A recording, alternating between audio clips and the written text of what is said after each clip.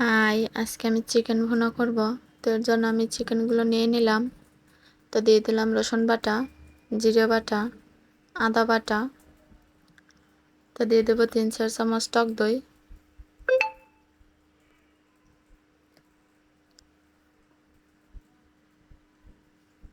দিয়ে দিলাম 1 চা চামচ গরম মশলা। দিয়ে দেবো পরিমাণ মতো হলুদের গুঁড়ো, শুকনো লঙ্কার গুঁড়ো, স্বাদ অনুযায়ী লবণ।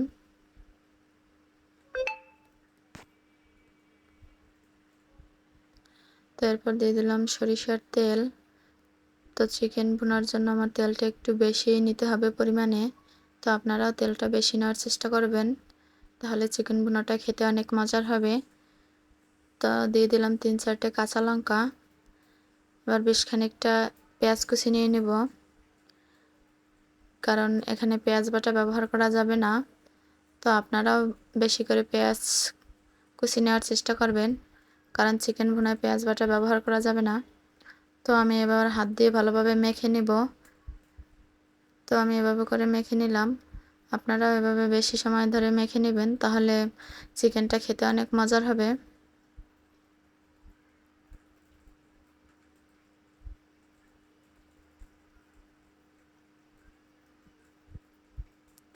তো দেখতেই পাচ্ছেন আমি এভাবে করে মেখে নিলাম। এবার আমি এটাকে 30 মিনিটের মতো ঢেকে রাখবো। তো ঢাকনাটা আমি সরিয়ে নিলাম, দেখতেই পাচ্ছেন। এবার আমি এটাকে একটু নেড়ে চেড়ে মিশিয়ে নিব।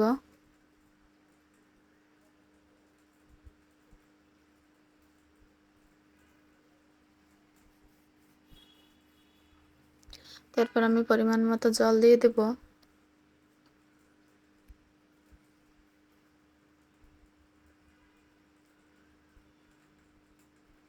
তো একটু নেড়ে চেড়ে মিশিয়ে নিলাম। তো এখন আমি এটাকে 15 মিনিটের মতো ঢেকে দিব, যত সময় পর্যন্ত আমার মাংসটা সেদ্ধ না হবে তত সময় পর্যন্ত আমি ঢেকে রাখবো।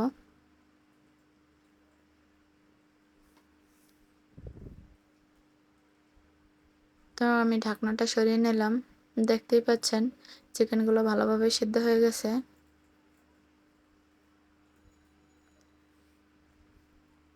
তো এর ভিতরে আমি 3-4টে আলু বখরা দিয়ে দিলাম। তো এবার আমি আবারও একটু নেড়ে চেড়ে মিশিয়ে নিব। তো চিকেন রান্নার এটাই হচ্ছে আসল উপকরণ।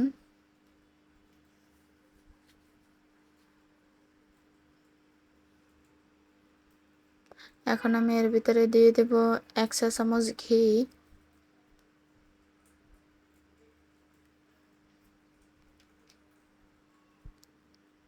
তো ঘিটা দেওয়ার কারণ, ঘিটা দিলে গন্ধটা অনেক সুন্দর আসবে এবং খেতেও মজার হবে। তো আপনারা চাইলে দিতেও পারেন, নাও দিতে পারেন। তো আমি আলতো হাতে একটু নেড়ে নিলাম। তো আমার রান্নাটা প্রায় শেষ পর্যায়ে, দেখতেই পাচ্ছেন। এবার আমি এটাকে নামিয়ে নিব।